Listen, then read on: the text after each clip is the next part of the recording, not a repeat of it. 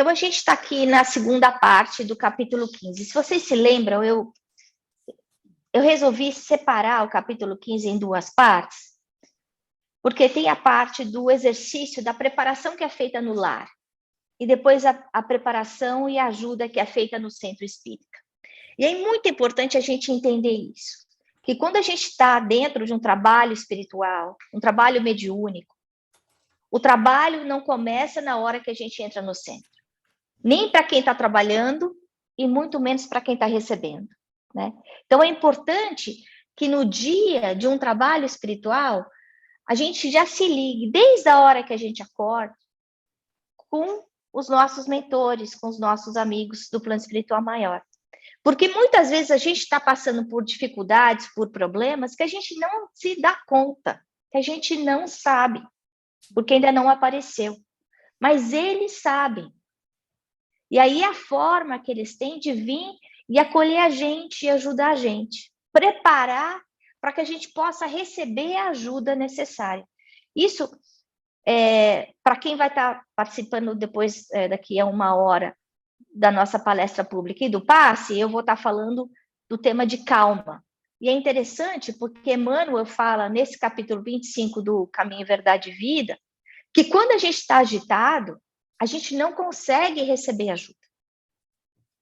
Então, é importante a gente já começar o dia pacificando, nos pacificando, né? Primeira coisa para a gente analisar aí é a Margarida, né? A ajuda que o Gubbio dá. Primeiro, lá eles ainda estão meio que se escondendo dos obsessores que estão lá, porque ele fala que eles não estão prontos ainda para encarar frente a frente aquelas dezenas de algozes que estão na casa da Margarida.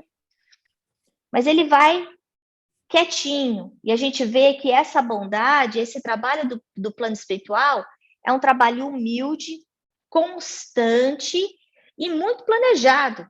Não é uma coisa arrojada, atirada, não.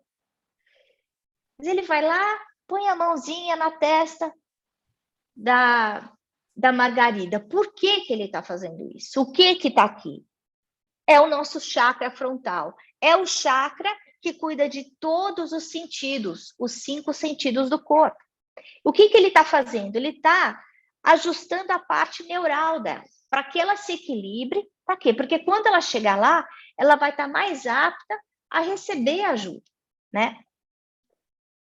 A mente dela continua envolvida por ovoides. A gente lembrando de novo que esses ovoides nada mais são do que espíritos que entraram numa roda viva, numa auto-hipnose de ódio, de rancor, de raiva, de uma forma tão profunda que eles perderam a forma e chegaram à forma de um ovo, por isso que eles chamam de um ovoide. Então, é como se fosse um ovo, um formato de um ovo pulsante de ódio, que fica bombando ao redor da cabeça dela. Às vezes, esse ovoide pode estar deslocado em partes do corpo. Por exemplo, se eu quero que aquela pessoa passe mal do estômago, o ovoide vai estar centralizado lá. Não coma, tem algum tipo de problema alimentar, alguma disfunção alimentar, ou se eu quero que ela tenha uma disfunção cardíaca, vai estar mais no centro de força cardíaca. No caso, o que eles queriam é que ela entrasse num estado de loucura. Então, os ovoides vão estar onde? Vão estar cobrindo tanto a parte do consciente quanto a parte do inconsciente dela, né? Mas é importante a gente lembrar disso. O ovoide não é uma bateria. O ovoide é um ser, é um espírito, tal qual nós somos espíritos. Mas por causa de um desvio, eles acabaram perdendo a noção, a oportunidade de crescimento, de progresso. Eles estão sendo utilizados como uma bateria do mal por aqueles espíritos que trabalham com o Gregório. A outra coisa é que ela continua acompanhada por Gaspar. E a gente lembra, o Gaspar, ele estava completamente hipnotizado. Vocês lembram disso? Como se existissem fios controlando ele. Então, ele não chegou no estado do ovoide ainda. Olha só, O ovoide ainda está mais atrasado do que o Gaspar. Mas o Gaspar, ele perdeu qualquer possibilidade de vontade. Ele não tem mais vontade. A gente comentou, inclusive, há 2 semanas atrás, que ele está num estado de uma subjugação. A gente fica pensando sempre em obsessão, no ponto de vista, quando a gente está encarnado, mas isso a obsessão, basicamente, os diversos passos da obsessão, passa desde a sugestão até a hipnose. Essa hipnose é o que está acontecendo com ele. Então, ele é uma marionete do plano espiritual inferior para fazer o mal. Por que ele chegou aí? Porque ele abriu o brecha. Então, é importante a gente prestar atenção nos nossos sentimentos, porque muitas vezes um rancor, um ódio, um rancor que pode até existir uma razão de ser, né? Então, pensando, eu fui abandonada pela minha mãe, ou meu marido me traiu e me deixou passando fome. Então, eu passei por uma experiência real de sofrimento. Ninguém está dizendo que é balela, mas se eu abro a parte do ódio, do rancor de dentro de mim, eu fico suscetível à influência desses espíritos que são meus inimigos. Porque da mesma forma que o fulano fez coisa errada, então ele estava sendo inspirado por espíritos malignos, a gente não sabe se ele estava sendo instrumento deles também. Então, todos nós temos os nossos amigos e nós temos os nossos inimigos. Então, a gente vê que o Gaspar, ele está tão hipnotizado que ele só responde monossílabo. Sim, não consegue nem falar mais.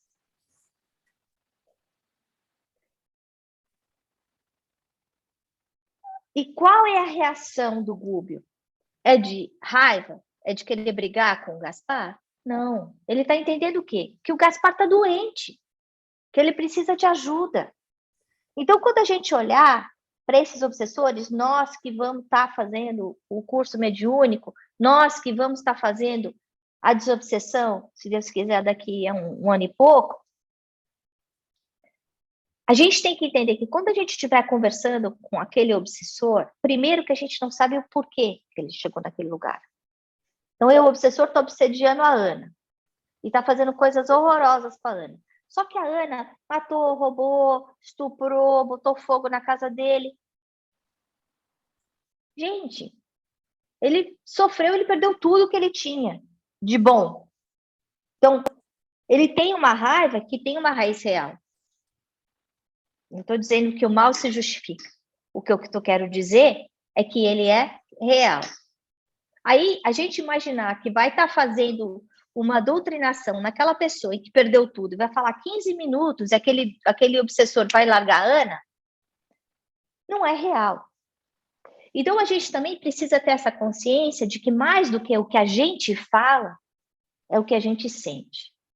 Porque é o choque do amor, do cuidado, que vai fazer com que esse espírito possa ser ajudado e possa ser, de alguma forma, levado para onde ele precisa ser levado, como a gente vai ver que acontece com o Gaspar. Então, a gente vê que eles estão indo lá para o centro espírita, de novo, Gúbio inspirando o marido, Gúbio dando passe na Margarida, Gúbio dentro do carro. Gente, olha a ajuda. A ajuda não está só lá. Quando a gente está passando por um problema dentro de casa, a ajuda está dentro da nossa casa também. Eles chegam lá e, interessante, dentro de uma casa, é um lar, a casa da pessoa, do casal. Então, eu queria fazer só um lembrete para todo mundo. Que a gente não deve fazer reunião mediúnica em casa. A gente está vendo esse caso tem, sei lá, décadas, esse livro foi escrito, não sei, há 60 anos, 50 anos, mas dentro de casa a gente não pode ter reunião mediúnica. Reunião mediúnica, passe acontece dentro do centro. Exatamente pelo que a gente vê que está acontecendo lá. Porque dentro do centro existe uma formação, uma proteção espiritual. Tanto para o espírito que está sendo auxiliado, assim ele consegue receber a ajuda que ele necessita, quanto para o obsediado, para o paciente, para o doente, né? Lembrando que somos todos doentes, né? E o trabalho já estava rolando lá. E a gente vê que o número de auxiliares espirituais é muito maior do que o número de encarnados. Então, isso acontece lá, isso acontece aqui. A gente está aqui nessa sala, nós estamos em 5 pessoas. Então, quantos espíritos estão aqui com a gente? 15, no mínimo. Vão ter espíritos conversando, estudando, aprendendo com a gente. E vão ter espíritos atrás de nós, cuidando da gente. Nas nossas dores físicas e nas nossas dores espirituais também. Outra coisa que é importante é que, da mesma forma que existe o dono da casa, que é o seu Silva, eu achei interessante o nome Silva, porque é para mostrar que é o John Doe. Não dá para ser um nome mais comum. Então, para ter uma reunião mediúnica, o cara não precisa ser o J.F. Kennedy, entendeu? Ele pode ser o John Doe. Mas o importante é o quê? É o orar e o vigiar. E a gente vê que esse senhor Silva, ele tem uma vivência evangélica boa. Ele tem uma conduta moral boa. E, ao mesmo tempo que ele está conduzindo a reunião no plano físico, existe o Sidônio, que está conduzindo no plano espiritual, né?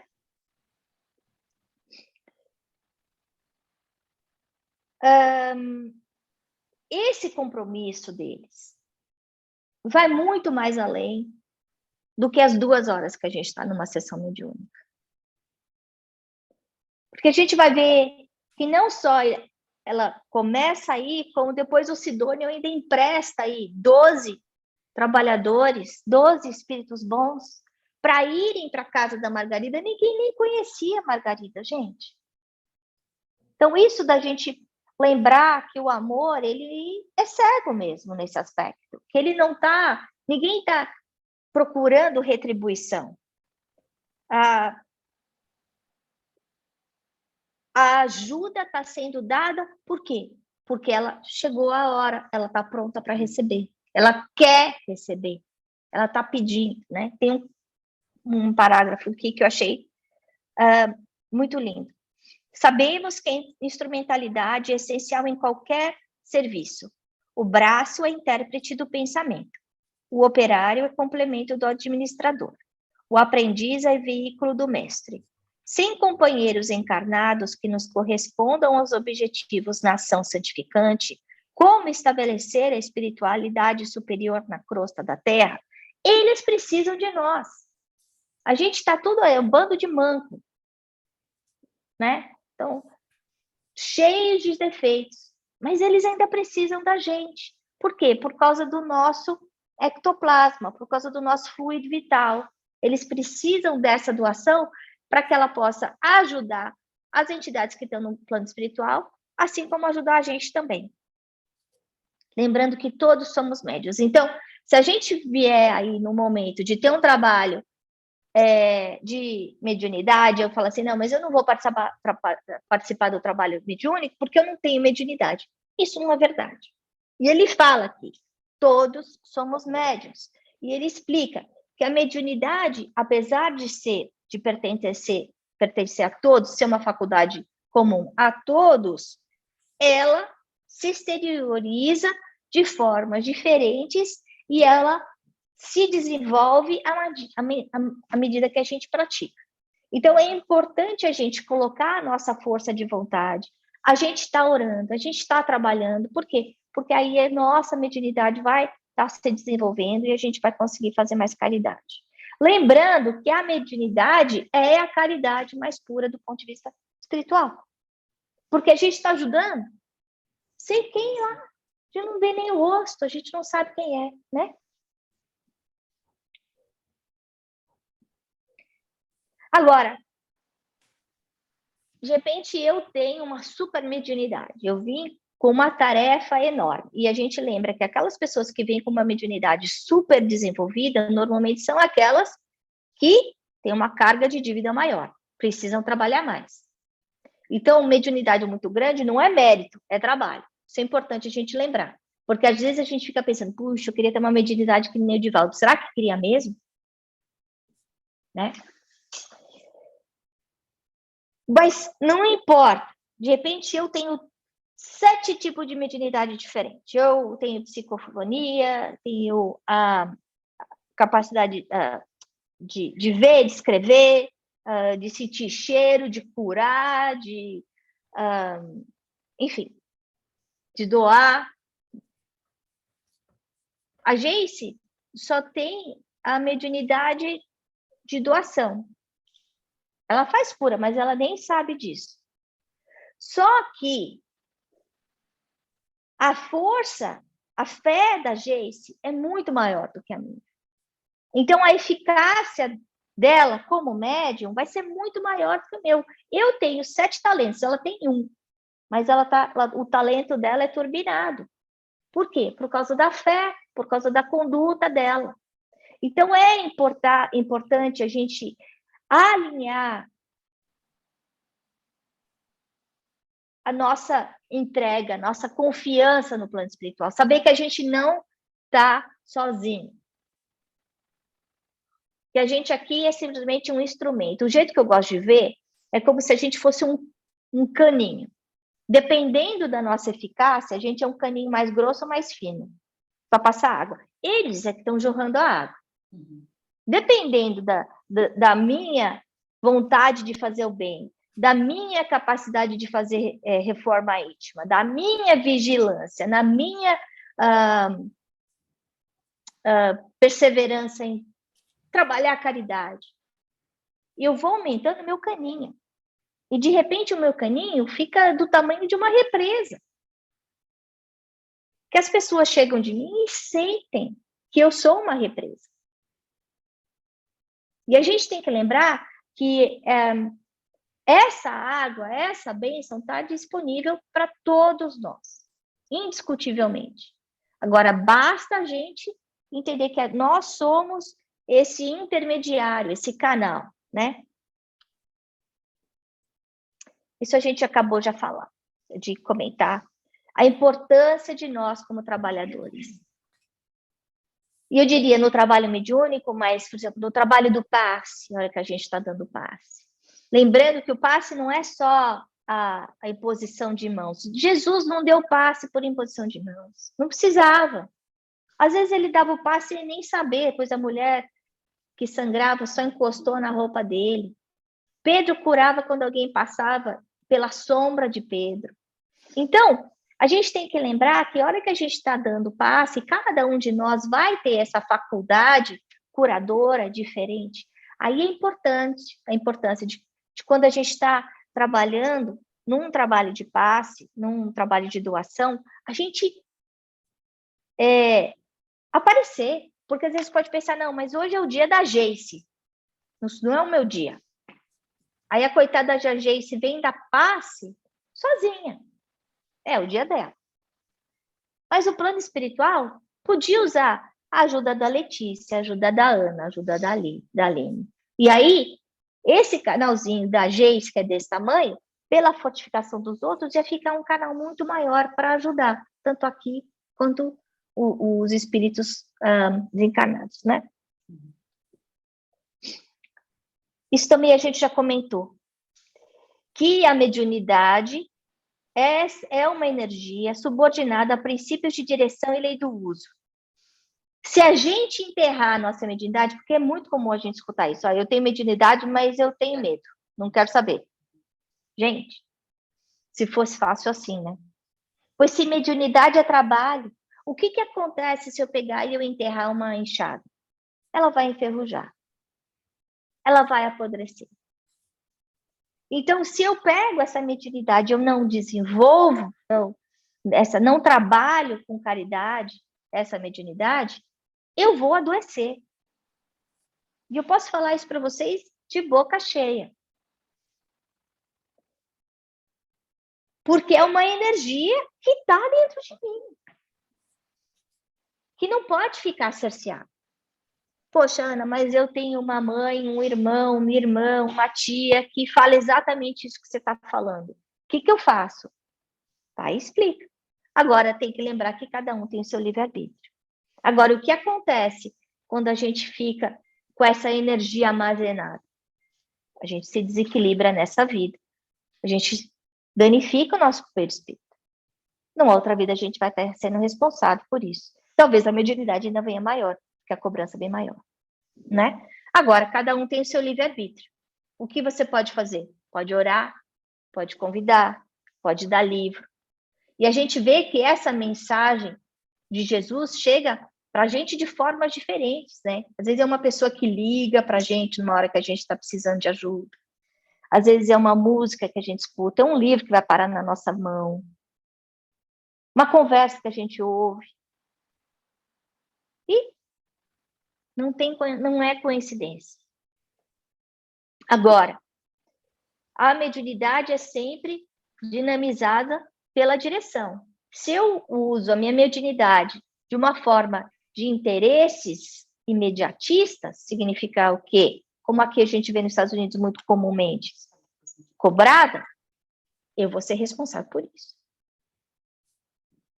Porque é importante a gente lembrar que não sou eu que estou curando.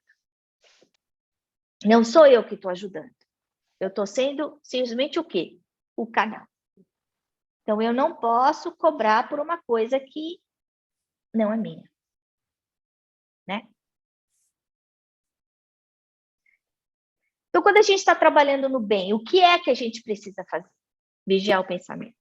E vigiar o pensamento não é só as 3 horas. Então, a gente vai, já briga no trânsito, xinga o marido, chuta o gato do vizinho,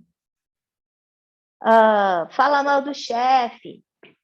Aí chega aqui e fica todo mundo anjinho. Não adianta. Porque toda aquela carga é como se ficasse, sabe, a imagem que me vê, sabe quando fica o chão do banheiro, do chuveiro, que começa a ficar com aquelas coisas pretas? Sabe? A gente começa a ficar com essas sujeiras na gente. Então, a gente pensando o bem, a gente vai passando o clorox no nosso perispírito. A gente tem que lembrar, pensamento, energia criadora.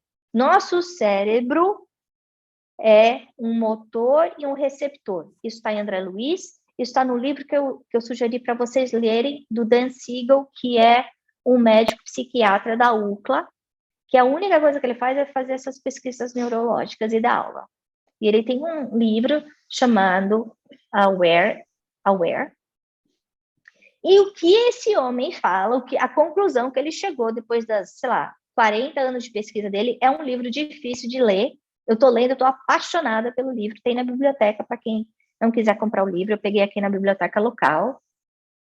É complexo, porque é um cientista falando, explicando a mente. Gente, ele fala o que André Luiz falou há 50 anos atrás. Ele fala que a gente tem que ter esse conhecimento interno da gente, que a gente é influenciado um pelo outro, então essa ideia de que nós somos um, só eu, não existe. Nós somos um todo, porque o todo está toda hora me influenciando. E não só, então, tem essa influência recíproca, tem a minha influência, ele fala dessa hiperconsciência, eu como o espírito me influenciando, e a influência que o meio tem em mim, a natureza. Então, é importante a gente estar ciente que nós vivemos dentro de uma enxurrada de pensamento, de encarnados e desencarnados. Não sei se ele já leu o André Luiz, eu fiquei com vontade de verdade de mandar os livros de André Luiz para ele. Porque o que ele escreveu ali é André Luiz. Quando a gente liga o nosso pensamento, e é engraçado porque a gente fala isso várias vezes, repete, todo mundo fica muito claro na teoria, mas na prática, que quando a gente baixa o padrão, quando a gente fica triste, quando a gente se desespera, quando a gente fica bravo, quando a gente quer fugir do mundo, eu tô me ligando nesse mundo de interrelacionamento com todas as pessoas que estão na mesma faixa. Isso não é só André Luiz falando, eu estou dando o exemplo do Dan Siegel, do Dr. Siegel, falando exatamente a mesma coisa. Então ele fala assim, não adianta, as pessoas vêm aqui, ficam 6 horas aqui, o que já é um exagero, né? Porque quantos de nós trabalha 6 horas no centro? Somos muito poucos. Porque muitas vezes a gente trabalha 2 horas e fala assim, poxa, eu já estou trabalhando muito. Já fui lá no trabalho uma vez por semana. O que você está falando que eu não estou ajudando? O que você está falando que eu não estou participando? Então, ele já botou 6 horas, que é para dar um cala-boca em todo mundo. 6 horas é bastante. É quase um dia inteiro de trabalho, né? Mas a semana tem 168 horas. Então, a gente está falando aí do quê? De 4% da semana. 4%, gente. Lembrando que se a gente está desequilibrado, a gente está desequilibrado enquanto a gente está acordado e enquanto a gente está dormindo também. Então, quando a gente está aqui, a gente se sente bem, a gente fica feliz, a gente se reestrutura emocionalmente. E aí a gente fecha a porta do centro, a gente esquece disso e vai embora, né? E aí acontece qualquer coisa que chateia a gente, porque para todos nós acontece coisa que chateia a gente todo dia, várias, porque como está no Evangelho, a vida da gente é um monte de agulhadas pequenininhas o tempo inteiro. E aí a gente fala assim, não é possível, não dá, não aguento, não quero mais. E o que ele está lembrando é isso, gente. Então, a gente está aqui protegido, a gente não pode ser que nem essa florzinha que vive dentro de uma redoma, de uma estufa. A gente tem que ser aqui, que nem o bambu, sabe? Que está no meio da enxurrada e está aguentando em pé. Que cai a neve e ele não morre. Que passa o vento, ele enverga, mas não quebra. Esse ensinamento que a gente está aprendendo com o André Luiz é para a gente absorver e trazer ele para dentro de nós, vivendo eles, né? Aí, a caridade espiritual. A gente já falou aí do número de desencarnados ajudando muito maior. Isso é outra coisa importante a gente lembrar, de que o ectoplasma vai estar saindo da gente pelos buracos. Então, pelo nariz, pela boca. Ele fala das mãos, as orelhas também. O médium, ele tem uma enxertia psíquica. Eu achei interessante isso, porque quando a gente está num processo de obsessão, existe uma enxertia. Eu estou sendo fertilizada pela mente do obsessor. Nesse caso, o médium está sendo fertilizado pela mente do espírito. No momento da incorporação, não é uma incorporação da psicofonia, não é uma incorporação, porque não é que fica 2 espíritos no mesmo corpo. Não, é mente a mente, certo? Então, é a partir do que esse canal mental que vai acontecer a comunicação. E aí ele fala do Gaspar. O Gaspar estava completamente apagado, neutralizado, um sonâmbulo. E aí, através dessas conversas, dessa onda de amor, ele desperta. Agora, uma pessoa que entrou nesse estado vai despertar como? Feliz? Apavorado, sofrendo, gritando. Então, e aí, eu como médium, como é que eu tenho que lidar nessa situação? Eu tenho que saber controlar a minha mediunidade. Por quê? Porque vai aparecer a hora e que eu vou ter vontade de bater no doutrinador, que eu vou ter vontade de jogar a cadeira, eu vou ter vontade de gritar. O médium equilibrado não faz isso.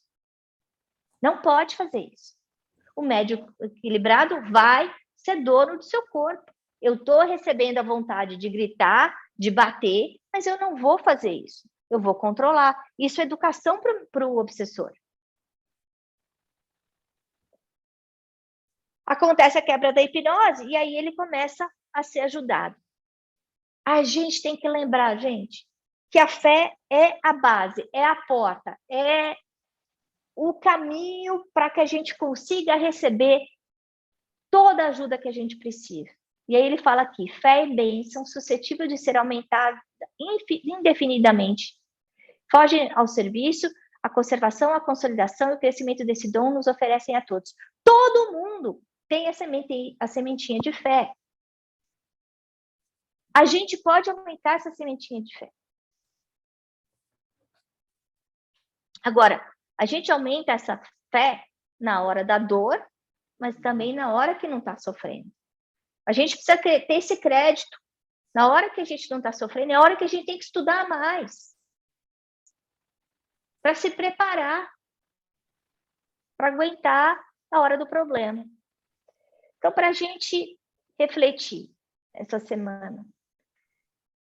Essa cura real, muita gente, né? A gente quer, e eu posso falar para mim, puxa, quero ser curada. Quero ser curada do quê? Quero que o meu corpo seja curado? Não! A doença está no corpo, gente. Não!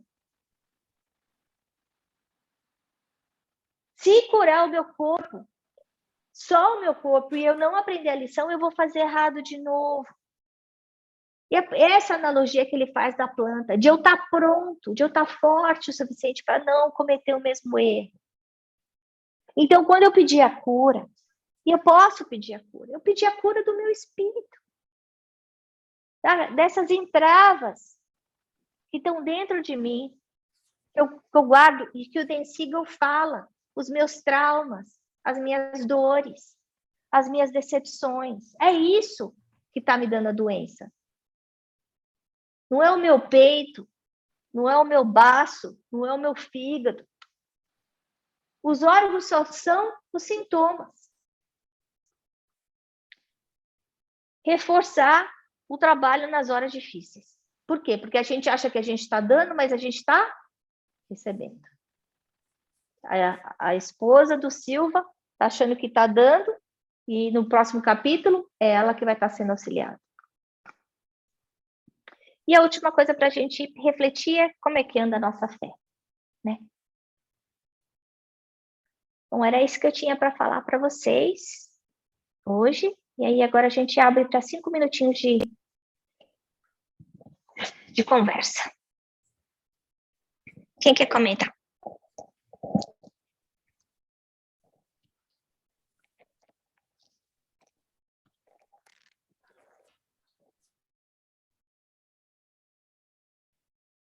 Já que ninguém vai comentar, eu vou.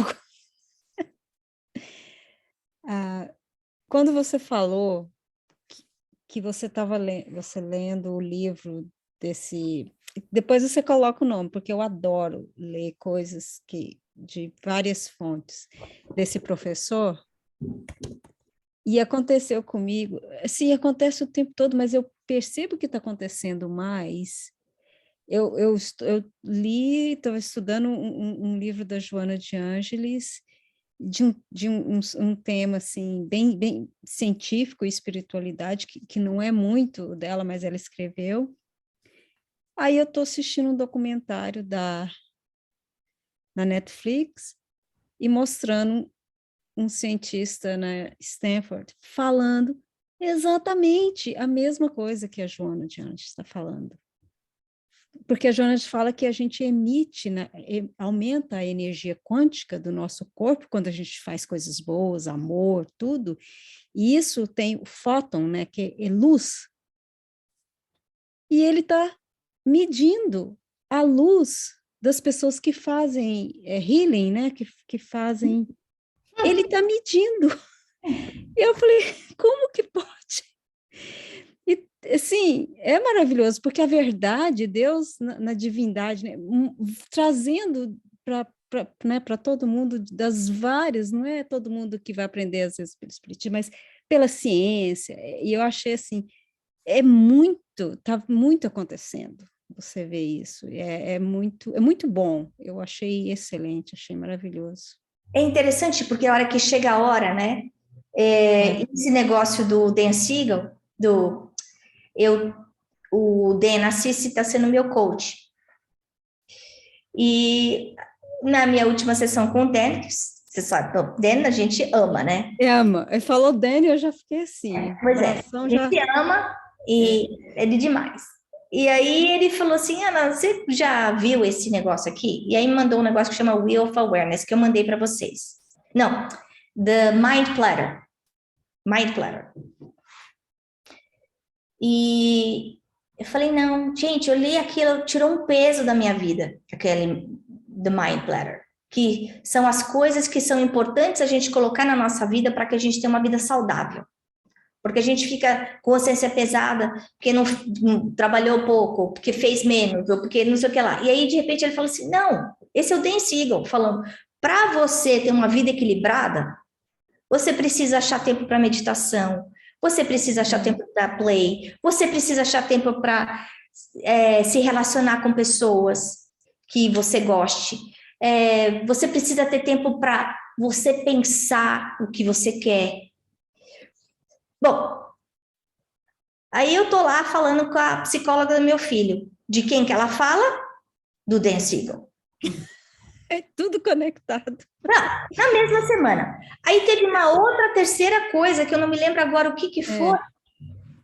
Que pumba deu Dan Siegel de novo. Eu falei, não é possível, eu tenho que ler esse livro. É o universo falando para mim.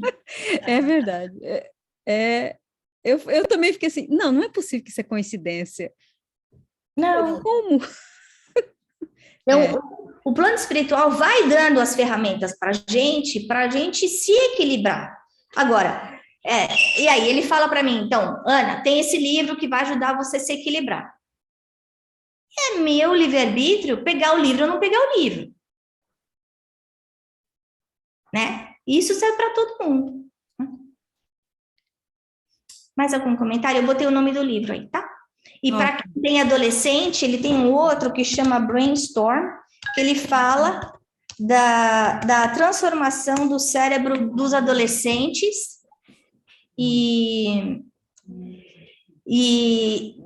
enfim, maravilhoso, maravilhoso. Qual o nome do primeiro que você botou aí? Aware. Mais alguém quer comentar alguma coisa?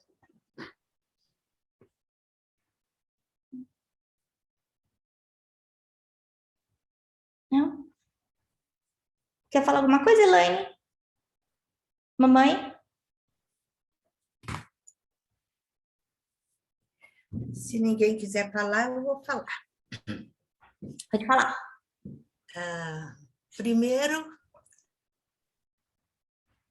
magistralmente e de uma forma muito simples, André Luiz nos mostra a importância do amor, nos mostra a importância da mediunidade. Ele não cita o Evangelho, mas várias vezes eu me lembrei do capítulo Dai de graça o que de graça recebestes. Porque são dons preciosos, verdadeiras joias. Você citou aí, como é que a gente pode ajudar uma pessoa? Com uma conversa, com uma cartinha, com um telefonema, dando um livro e etc. O importante é que a gente esteja sempre atento para essa troca, porque isso é fraternidade, e é isso que dá sentido à vida.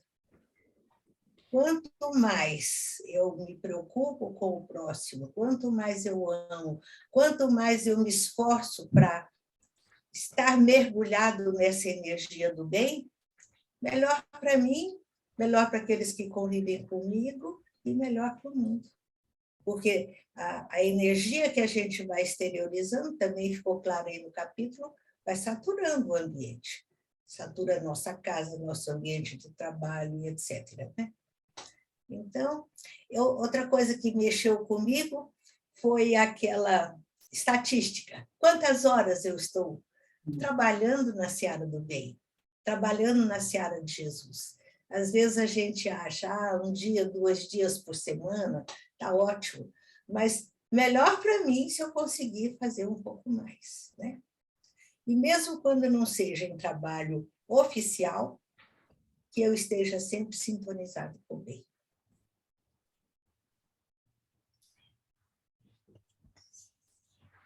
Bom, então vamos assim,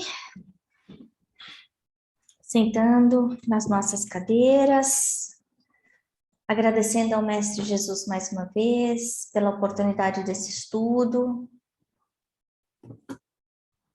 por esse encontro fraterno. Esse tema que agora é tão importante, já que nós vamos começar o nosso estudo mediúnico.